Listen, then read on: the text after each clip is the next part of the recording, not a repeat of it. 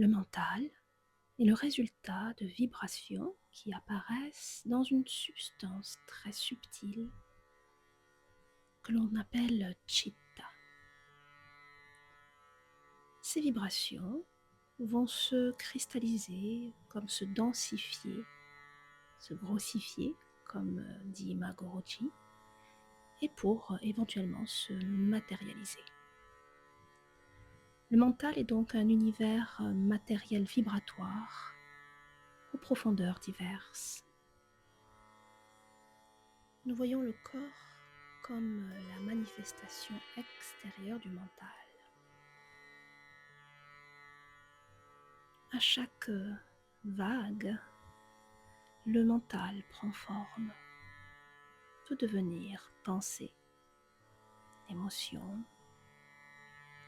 et comportement, tendance, agissement. Ainsi, chaque pensée est perçue comme une vibration plus ou moins dense, plus ou moins subtile. Et cette vibration, cette pensée va se transmettre au corps physique et provoquer une activité dans la matière nerveuse, dans notre cerveau. Tout ce qu'il y a dans notre mental sera produit nécessairement dans le corps physique. Ayez toujours une pensée gentille, agréable. Dans tous les cas, tentez de percevoir celles qui ne le sont pas et agissez par le contraire. Chaque mauvaise pensée est la cause première des maladies. Quand le mental est agité, le corps également est agité, le souffle est agité et le prana ne coule pas correctement. Il va vibrer à un rythme inégal et nous rendre instables.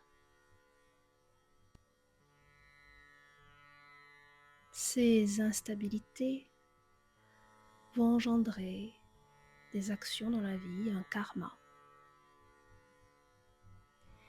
Et fatalement, lorsqu'une action est engendrée depuis une pensée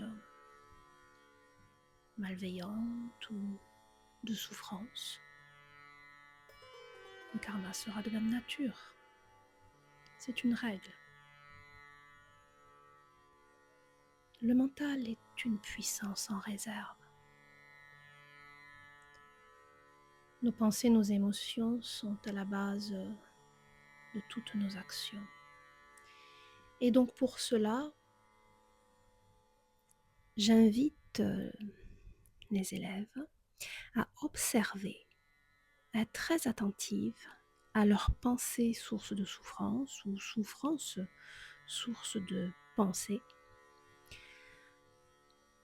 d'être vraiment très honnête, de noter sur un carnet par exemple ce qui vient à l'esprit ou quelles émotions sont présentes, pour créer de nouvelles pensées, créer de nouvelles empreintes,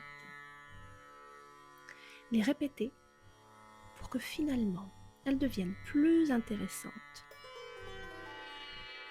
qu'elles viennent au premier plan, pas pour effacer ce qui est, mais pour amoindrir ce qui est, pour prendre de nouvelles habitudes.